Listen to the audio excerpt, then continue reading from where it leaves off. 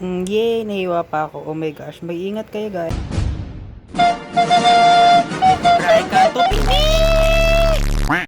Hey guys, it's Nikko. Welcome back to another video and welcome back to another randomness. So, for today's video is...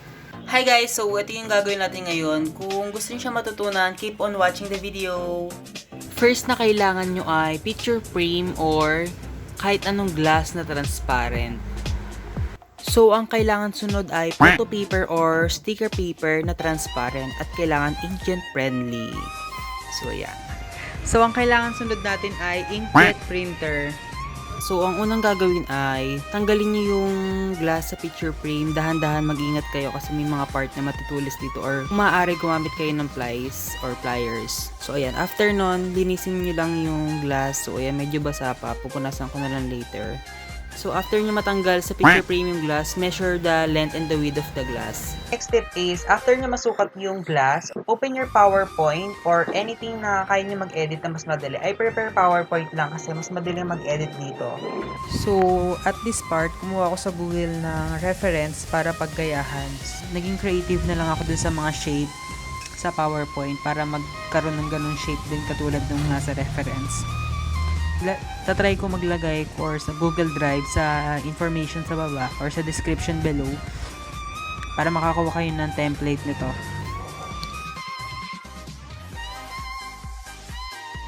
So, nagkaroon ako ng problema sa part na to. So, dapat pala hindi white. Dapat hindi white na mga vector or shapes. Kailangan black kasi mahirap yung white. Wala namang white na ink. So, pinalitan ko siya into black para maging maayos.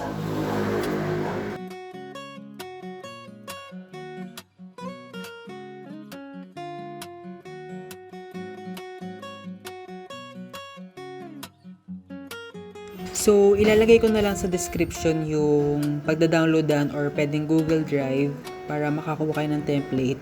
Tapos, isasama ko na rin yung mga font niya para hindi kayo mahirapan. Kung sakaling magka-error man, at least alam niyo yung font.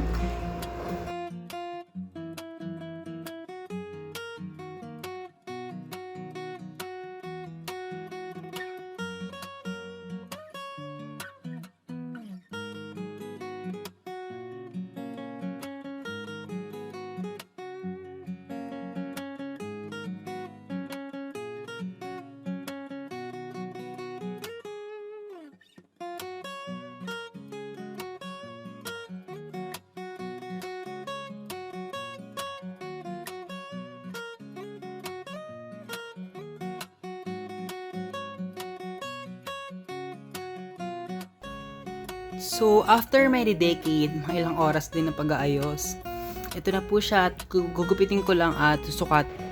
Yay! Nahiwa pa ako. Oh my gosh. So, dito sa last part na to, sa pagdidikit, ilang beses ako nagkamali kasi laging nagbabubbles yung sa sticker. So, buti na lang, 4 na song or 4 yung na-edit kong song ng twice para pa nagkamali ako, marami pang chance para magbago. Ay, oh, may hugot. Buti na lang sa huli, do sa more and more, nakuha ko na yung technique, dinahandahan ko siya.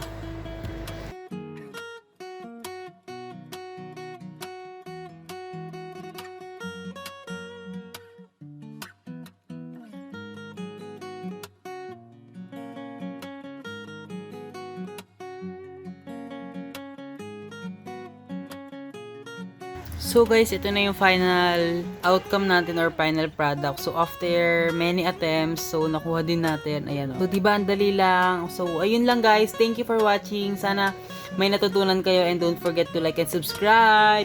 Stand twice. Don't forget to vote on Chedol app. Yes.